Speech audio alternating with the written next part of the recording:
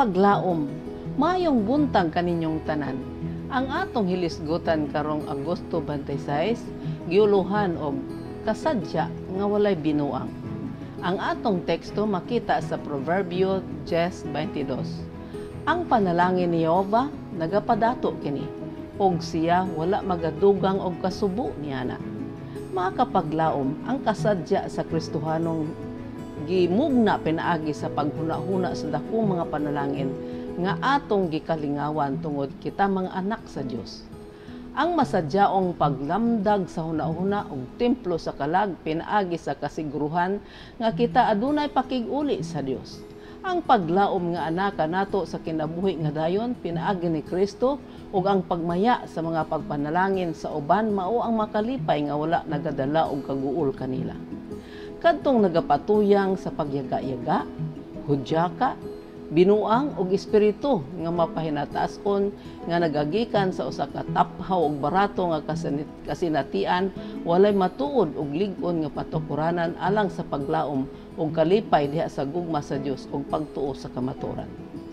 Ang mga kiniat, ang mga pagdanghag, ang mga nagkundat, ang mga masadyaon nga espiritu dili mao nga kalipay ang gikabalak-an ni Pablo nga maangkon sa mga sumusunod ni Kristo. Kining mga klasiha sa tao nagagahin sa ilang oras sa walay kapuslanan ug nasubraan nga kiniat. Ang oras nagalabay, ang katapusan haduol na, apan wala sila makatipig alang sa ilang kagalingon sa maayong patukuranan batok sa panahon nga moabot aron ilang makuptan ang walay katapusang kinabuhi. Dili kinahanglan nga dasigo nato kanang kalipay nga makapawala sa pagpamalandong. Wala nagpabilin og panahon alang sa paghuna-huna ug nagatukod sa kinaiya nga dili seryoso ug walay pulos nga sinultian nga makapasubo sa balaang espiritu sa Dios ug dili makapahaom kanato alang sa pagpamalandong sa langit ug langitnong mga butang.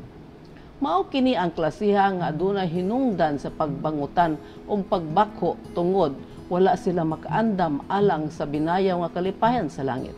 Sila gipahawa gikan sa presensya sa Dios. Dili ang anaa sa atong palibot, kundi ang anaa kanato. Dili kung unsa ang anaa kanato, kundi kung unsa kita ang makahimo og matuod nga kalipay kanato.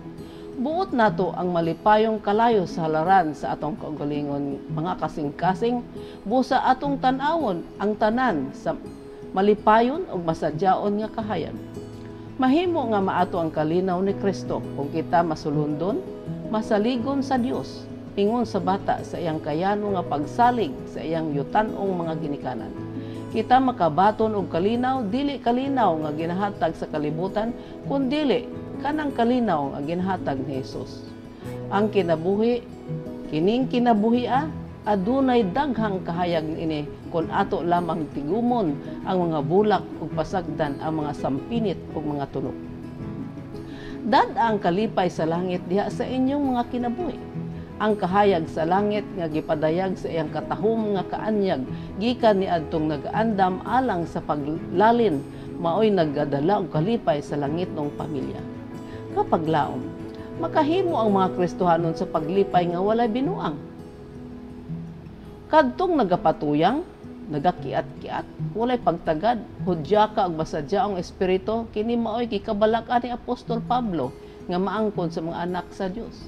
Kini nga mga klase sa tao nagagahin lamang sa ilang oras sa hulay kapuslanan o pagyaga-yaga.